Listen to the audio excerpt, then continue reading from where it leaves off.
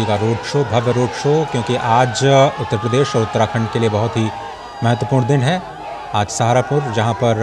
जो elevated green corridor है उसका अवलोकन करेंगे। अब से थोड़ी देर बाद प्रधानमंत्री नरेंद्र मोदी गणेशपुर हेलीपैड, यहाँ से बिल्कुल पास में ही जहाँ पर प्रधानमंत्री उतरे, और गणेशपुर से ही इस एलिवेटेड हाई जो ग्रीन कॉरिडोर है उसकी शुरुआत हुई है। और करीब करीब 20 किलोमीटर का ये पूरा का पूरा एलिवेटेड कॉरिडोर है, यहीं से शुरू होता है। सबसे पहले जनता जनार्दन के साथ अभिवादन स्वीकार करते हैं और उसके बाद ये जो ग्रीन कॉरिडोर है, एशिया का सबसे बड़े ग्रीन कॉरिडोर्स में से एक, जिसका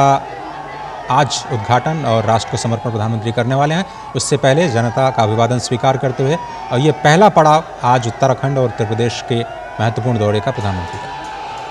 तो ये तस्वीरें इस वक्त हम आपको दिखा रहे हैं प्रधानमंत्री नरेंद्र मोदी के रोड शो की, जब भारी भीड़ उनकी एक झलक पाने के लिए वहां पर काफ़ी देर तक खड़ी रही, और प्रधानमंत्री नरेंद्र मोदी जब उनके बीच में पहुंचे तो ये उत्साह अपने आप में ही अलग बनता हुआ नजर आया। प्रधानमंत्री नरेंद्र मोदी ने हाथ हिलाकर सभी का अभिवादन भी स्वीकार किया, और इसके साथ ही जो लोग वहाँ पर मौजूद थे वो पुष्प वर्षा करते हुए भी इन तस्वीरों के जरिए आप देख पा रहे हैं।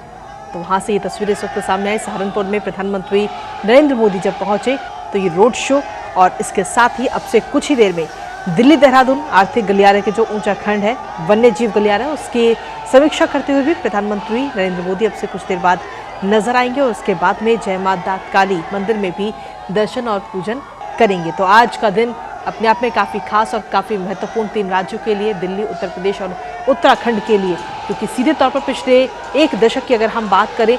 तो भारत में सड़कों का जाल बिछाया जा रहा है, जिससे कि सीधे तौर पर भारत को और ज़्यादा कनेक्टेड और मजबूत भारत बन सके, जिसमें कई सारी पॉलिसीज़ और कई सारी जो योजनाएं हैं वो इसमें शामिल है। पीएम गति शक्ति की बात करें, नेशनल लॉजिस्टिक्स पॉलिसी की बात करें, या भारतमाला परियोजना हो, सागरमाला प्रोग्राम हो, या फिर उड़ान स्कीम, इन सभी के जरिए सीधे तौर पर भारत को मजबूत कनेक्टिविटी दी जा रही है, कि जिससे कि लोग ज़्यादा कनेक्टेड हो, आसानी से इधर उधर आ जा सके। और ऐसे में यही कॉरिडोर भी उसी कड़ी का एक हिस्सा है, जिससे दिल्ली से देहरादून तक का जो सफ़र है वो 6 घंटे से घटकर मात्र 2.5 घंटे का। हालांकि इस कॉरिडोर की अगर हम बात करें तो इसकी आधारशिला साल 2021 में दिसंबर में रखी गई थी, और अब ये प्रोजेक्ट, या यूँ कहें कि ये जो कॉरिडोर है वो पूरी तरह से बनकर तैयार है। अपने आप में कई सारी इस कॉरिडोर की खासियत है, क्योंकि इसमें अगर सीधे तौर पर देखें तो वन्य जीव का खास तौर पर ध्यान रखा गया है। 12 किलोमीटर लंबा जो कॉरिडोर है उसमें वन्य जीव भी इसमें शामिल है, तो ऐसे में वन्य जीव को कोई परेशानी ना हो, और जो लोग, जो यात्री सफ़र कर रहे हैं, उनको भी किसी परेशानी का सामना